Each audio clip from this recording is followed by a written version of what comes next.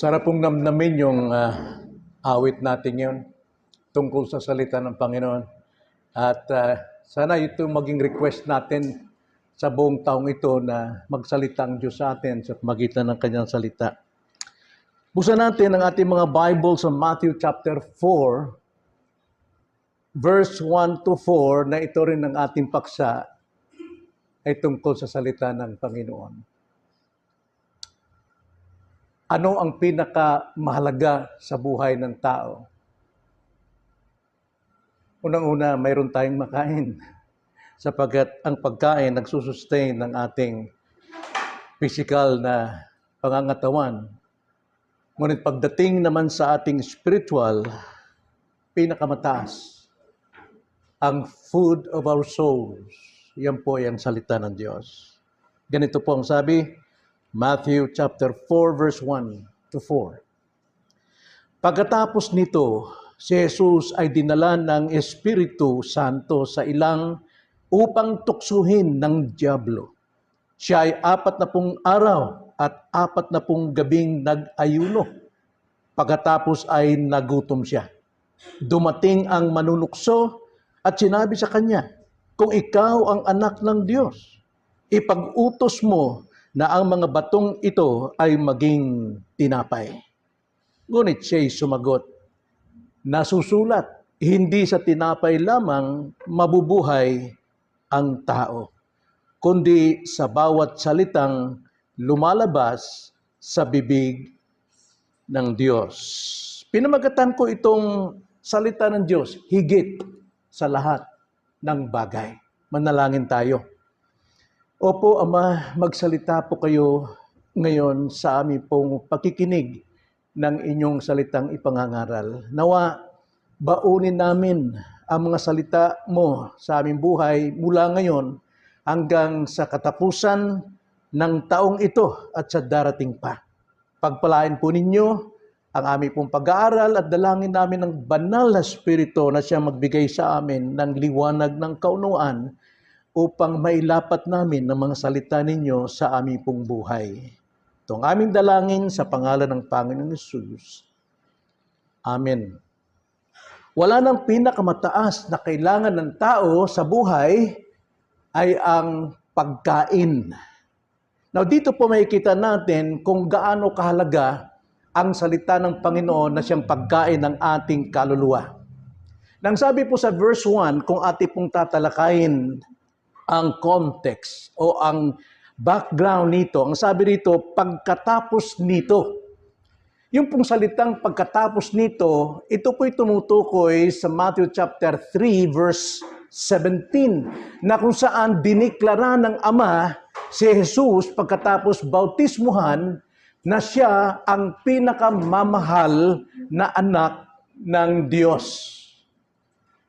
Narinig ng lahat, narinig kahit ni Satanas ang deklarasyon ng Ama na itong si Jesus ang kanyang pinakamamahal na anak. At pagkatapos nito, ang sabi sa verse 1, si Jesus ay dinala ng Espiritu Santo sa ilang. Bakit? Upang tuksuhin ng dyablo. So sa mga kapatid, itong pagpunta ni Jesus Christ sa ilang, hindi ito kanyang sarili, hindi ito kanyang kagustuhan o siya'y dinala lamang kung sino, kundi ito'y kalooban ng Diyos after na siya'y ma-declare na siya ang pinakamamahal ng Ama at ang banal ng Espiritu ang nagdala sa kanya sa layunin na siya po ay tuksuhin ng dyablo. Ito'y lumalarawan din sa buhay natin. After na tayo po'y ma-declare as a child of God, nung tayo po'y sumampalataya kay Kristo dahil tayo'y binigyan ng pananampalataya sa ating regeneration, hindi po natin nakikita at hindi natin alam na tayo po ay nasasalang sa temptations ni Satan. Gagamitin niya ang sanlibutan, gagamitin niya ang materialism, gagamitin niya ang lahat ng pagkakataon upang tayo po, ayon sa kalooban ng Diyos, tumatag. Pero kay Satanas, upang tayo'y bumagsak at hindi tayo makapagpatuloy bilang anak ng Diyos. Verse 2, ang sabi, siya ay 40 araw at 40 gabing nag-ayuno. Mga kapatid, doon sa ilang, isa sa kalooban ng Ama na siya dinala ng Espiritu upang mag-ayuno for 40 days and 40 nights. 40 nights. At anong mangyayari doon? Natural, magugutom. Na isang taong gutom, alam naman natin, kahit aswang, pwede niyang kainin eh. Dahil gutom na gutom siya eh. Di ba? Kahit anong makita niya, kahit anong sabihin sa kanya, kahit anong ialok sa kanya, gusto niyang kainin. Dahil siya po ay nag-fasting for 40 days and 40 nights. Now, subukan niyo mag-fasting kahit na 16 hours lang. After nun, talaga namang sa Bisaya pa, masalimuang ka. Hindi mo alam kung anong gusto mong kainin. Lahat gusto mong kainin dahil gutom. Pero dito po, hindi po nagutom ang Panginoon sa material na bagay. Tulad ng Kristiyano, ang Kristiyano actually, hindi tayo nagugutom sa mga material na bagay. Nagugutom tayo sa spiritual. Pero hinahanap natin sa material. Hindi kailan tayo makukontento sa material sapagkat ang kagutuman natin ay spiritual. Tanging Diyos lamang ang makapagbibigay sa atin ng kabusugan, kaya makukontento tayo sa anumang kagutuman natin sa material.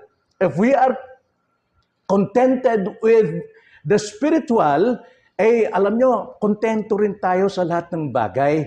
Kaya ang sabi nga, kung ating basahin ang John 4, sabi ni Jesus Christ, John 4:34, ang sabi niya, sinabi sa kanila ni Jesus, ang pagkain ko ay ang gawin ang kalooban na nagsugo sa akin at tapusin ang kanyang gawain. So nakita nyo, ang Panginoon mismo naghahayag sa atin, yung kagutuman natin na ating hinahanap sa material, actually, ito yung ating kagutuman sa pagsunod sa kalooban ng Diyos. Sapagkat sa pagsunod ng kalooban ng Diyos, tayo po ay napupuno. Tayo po ay na-fulfill. Kaya, noong ang Panginoon ay nagutom, ay akala ni Satanas ang hanap ng Panginoon ay material, na physical. Dumating ang manunukso. Tanda natin, darating ang manunukso, si Diablo o si Satanas, kapag tayo po'y gutom. Ayun ang pagkakataon niya.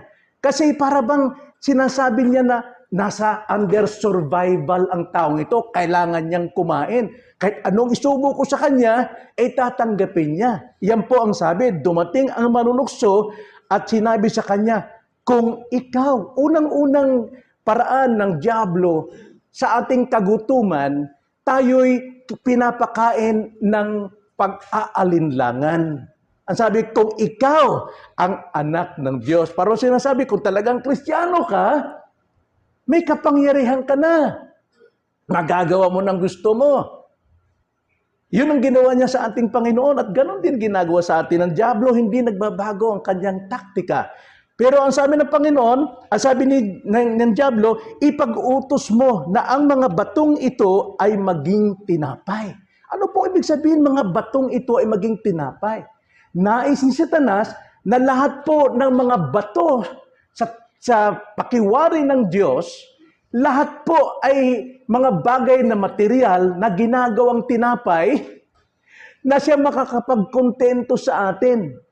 Inuutusan tayo na lahat ng batong yan, gawin mong pakinabang sa buhay mo. Kailangan mo yan. Tinapay yan ng iyong buhay. Pero ang sagot ng Panginoon, verse 4, ngunit siya'y sumagot, nasusulat. Saan dinala si Satanas ng Panginoon? Hindi doon sa kagutuman sa physical, material, kundi dinala ang Diablo ni Jesus Christ sa salita ng Diyos. Kaya importante, pinakamataas na kailangan sa buhay natin ay ang salita ng Diyos. Nasusulat palagi. Dapat nandun tayo sa salita ng Panginoon na nakasulat sa banal na kasulatan. Kaya sabi ng Panginoon, ngunit siya'y sumagot, nasusulat. Hindi sa tinapay lamang nabubuhay. Kailangan din natin ang mga bato ng mundong ito na gawin nating pakinabang na tinapay ng ating pisikal. Pero hindi tayo dyan nabubuhay lamang. Ang sabi ng Panginoon, hindi sa tinapay lamang mabubuhay ang tao, kundi sa bawat salitang lumalabas sa bibig ng Diyos. Ito yung pag-pray natin, mga kapatid, ngayong gabi. Sa ating lahat ng mga miyembro, sa ating lahat ng mananampalataya, na tayo dapat magutom sa salita ng Panginoon kung paano natin ito ipamuhay. Now, gusto ko magbigay rito ng dalawang napakahalagang katotohanan kung bakit ang salita ng Diyos ay napaka-importante at pangunahin nating pangangailangan bilang Kristiyano sa taong 2024. Baka maligaw tayo. Baka yung mga material na yan, ginagawa nating tinapay, siyang pakinabang natin. Lahat yan po ay bato. Meaning to say, hindi katumbas sa salita ng Diyos na siyang tinapay ng buhay natin, ng ating kaluluwa. Na dalawang mahalagang katotohanan na dapat gawin natin. Sapagkat kung paanong tinukso si Jesus Christ na kanyang pangunahan ng Ama, gawin niyang kanyang kapangyarihan, makinabang siya sa mga creations, ganito rin ginagawa ni Satan sa atin. Sa gobyerno, bakit nagkakagulo ang gobyerno? Dahil lahat po ng mga empleyado, mga nasa katungkulan, nag-aagawan ng pwesto, gusto nilang yung pangunahan ng presidente. Ganoon si Satan. Inuudyukan niya ang mga tao na pangunahan ng kanilang presidente. Kahit sa mga business world, gustong maging manager ang lahat. Even in the church, maraming gustong mangibabaw kaysa sa pastor. Pero hindi na nila nalalaman na ang kanilang hangarin buhat kay Satanas. Gustong makinabang. Kaya napakalaga ang salita ng Diyos. Dalawang katotohanan. Una, ang salita ng Diyos ay katotohanan. Salita ng Diyos ay katotohanan. Wala tayong makikitang katotohanan na mananatili hanggang wakas, hanggang katapusan, maliban sa salita ng Diyos. May katotohanan sa gobyerno, may katotohanan din sa samahan, sa mga business, pero ang katotohanan ay ang salita ng Diyos. At ang salita ng Diyos, dapat dito tayo mamuhay upang tayo po'y makapamuhay ng banal. John 17:17, ganito po ang pagkakasabi. Pabanalin mo sila sa katotohanan. Ang salita mo ay katotohanan. Yan po ang prayer ni Jesus Christ. Sana pabanalin din ang bawat isa rito sa atin ng katotohanan. Ang salita lamang ng Diyos ang katotohanan. Kapag ka ang mangangaral ay hindi nangangaral ng ano ang salitang totoo, hindi po yan katotohanan at hindi po yan makapagpapabanal sa mga miyembro. Ang layunin natin sa iglesyang ito, katotohanan upang makita natin ang pagbabago ng buhay ng isa. Hindi kami mangangaral para ipakitang magaling kami, mahusay kami. Kundi ang layunin ay inyong sundin sapagkat naniniwala kayong ito'y totoo at ang katotohanan yan ang magpapabanal sa inyo. Napakahalaga po niyan. So, ang katotohanan ng salita ng Diyos, unang-una, nagpapabanal. Ang sabi ni Jesus Christ, banalin mo sila sa katotohanan. Ang salita mo ay katotohanan. Isang taong makasalanan, naligtas mula sa katotohanan. At dahil nasa katotohanan, natural, siya po ay magiging banal. Ikalawa, sa katotohanan, ang katotohanan ng salita ng Diyos ay makapangyarihan. May kapangyarihan ang salita ng Panginoon. Ito po'y magagawa niyang tayo'y udyukan. Kahit sa creation, sinabi ng Diyos, let there be light. Yung salita niya, katotohanan. And there was light. Ganon din kapag narinig natin ang salita ng Diyos na katotohanan nag-uutos sa atin tungkol sa ating sariling kalagayan kung tayo may kasalanan, pag sinunod natin, nasa katotohanan at mangyayari nga ang pagbabago. At ang sabi pa, dahil ang salita ng Diyos ay katotohanan, ikinumpara ito sa isang apoy. Ang apoy po pumupugnaw ng mga bagay na hindi kailangan. At hindi lang apoy, kundi maso. Ang maso po ay dumudurog sa mga sira at bulok na bahagi ng ating buhay. Jeremiah chapter 23 verse 29. Ganito ang pagkakasabi. Hindi ba ang aking salita ay parang apoy at parang maso na dumudurog ng bato, sabi ng Panginoon. Ganun po katindi ang katotohanan. Ang katotohanan, ang salita ng Diyos ay apoy at maso na dumudurog sa lahat ng bagay na bulok o hindi kailangan. Yan po yung una, no? Sa katotohanan ng salita ng Diyos, ang katotohanan ng salita ng Diyos ay nagpapabanal. At ikalawa, ito'y makapangyarihan. At pangatlo, ang katotohanan ng salita ng Diyos ay umaaliw. Nagbibigay sa atin ng comfort. Bakit po? Sapagkat ang salita ng Diyos, narinig natin, Espiritu po yan. Ang Espiritu at salita na ating napapakinggan, hindi po hiwalayan.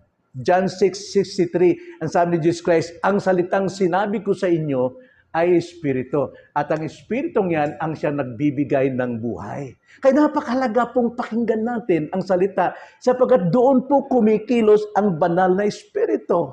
Kaya sabi nga sa Jesus Christ, John 14:26, subalit ang mag-aaliw, ang Espiritu Santo, nasusuguin ng Ama sa aking pangalan, siya ang magtuturo sa inyo ng lahat ng mga bagay at magpapaalala sa inyo ng lahat ng aking sinasabi.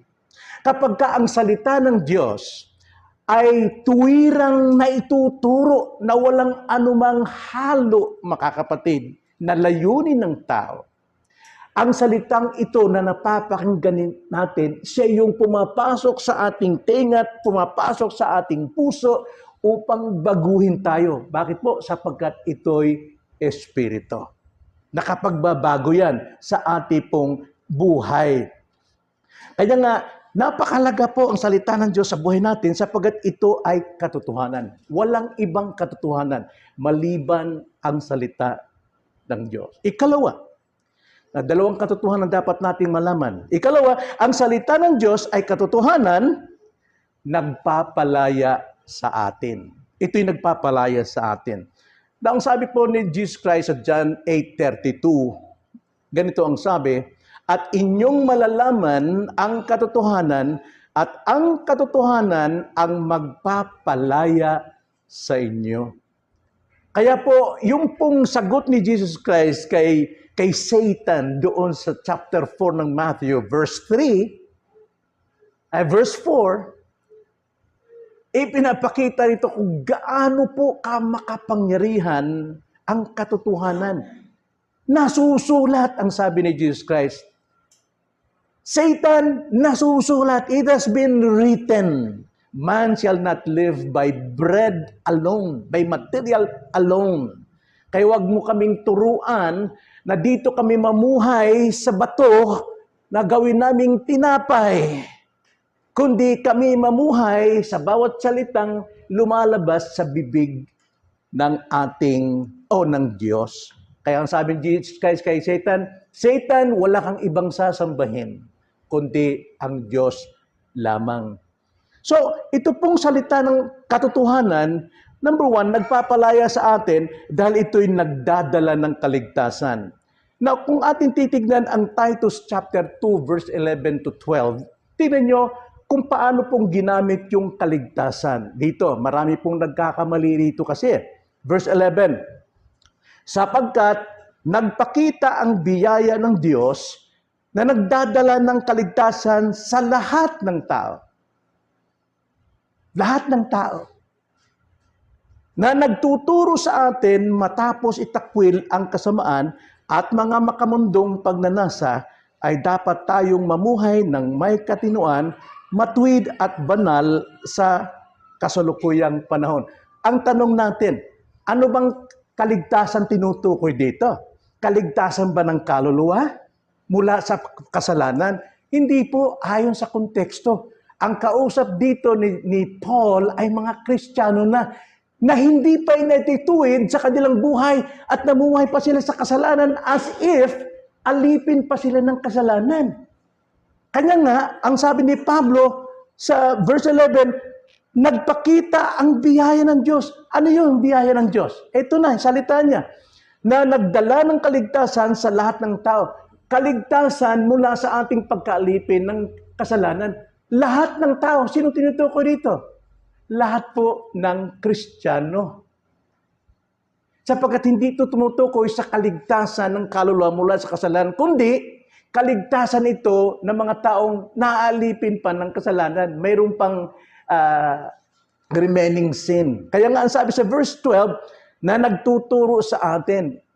Sino nagtuturo? Yung salita ng Diyos, nagtuturo ng katotohanan na matapos itakwilang kasamaan at mga makamundong pagnanasa, even Christians may mga makamundong pagnanasa, ay dapat tayong mamuhay ng may katinuan. Dapat tayong mamuhay, tumutukoy sa Kristiyano, na may katinuan sapagkat taglay natin ang salita ng katotohanan, matuwid at banal sa kasalukuyang panahon. Kaya nga, ang salita ng Diyos ay nagpapalaya sa atin sapagkat ito'y nagdadala ng kaligtasan sa atin sa lahat po ng pahirap ng sanlibutan ng kasalanan sa ating buhay. Ikalawa, ang salita ng katotohanan ay nagpapalaya sa atin dahil ito'y naglilinis ng kaluluwa. 1 Peter 1:22, ganito, ngayong nilinis na kayo na ninyo ang inyong mga kaluluwa sa pamamagitan ng inyong pagsunod sa katotohanan. Nilinis na ninyo ang inyong kaluluwa, hindi tumutukoy ito sa ating kaligtasan again, kundi sa ating obedience. Sa pag-obey natin, ang sabi diyan, ng ating pagsunod sa katotohanan, ng salita ng Diyos, nalilinis natin ang ating kasalanan. Inaalis natin yung awayan, alisin natin yung inggitan, yung pagsisinungaling, dahil sa katotohanan ng ating natutunan. Ang sabi diyan, kaya't kayo'y may tunay na pag-ibig sa isa't isa. Kapag nalinis tayo, nagsisi tayo, nagkasala tayo sa ating asawa, dahil tayo ay mayroong ginawang kasalanang lihim, gawin natin, linisin natin ang ating sarili, mag-confess tayo, ask for forgiveness. Kailangan kang lumuhod at magmakaawa na ikay patawarin ng iyong asawa, sa gayon, nalilinis ang kaluluwa mo dahil sa katotohanang natanggap mo. Kaya't kayo'y may tunay na pag-ibig sa isa't isa. Doon mo papatunayang iniibig mo siya dahil ayaw mo na ikay mamuhay sa kasinungalingan. Gusto mong lagi kang transparent, may pagmamahal sa isa't isa. Mag-ibigan kayo sa isa't isa ng buong alab mula sa dalisay na puso. Ang pusong dalisay, ito po yung puso na laging nagko-confess ng kasalanan. Bakit? Dahil nalalaman niyang katotohanan. Saan? Sa salita ng Diyos. At hindi lang yun. Ang salita ng Diyos ay katotohanan nagpapalaya sa atin dahil ito'y gumagawa ng tao ng Diyos. Ang isang tao, ginagawa niyang tao mismo ng Diyos. Tao ka na, Kristiyano ka na, pero ginagawa ka niyang tao. He's man. Now, yung man dyan is generic. Yan ay tumutukoy sa babae at lalaki, bata at matanda. Unawain natin yan, no? So, ginagawa niyang kanyang tao. Tingnan niyo, sabi, 2 Timothy chapter 3, verse 16 to 17. Ito'y para po sa lahat. Ganito ang sabi, ang lahat ng mga kasulatan,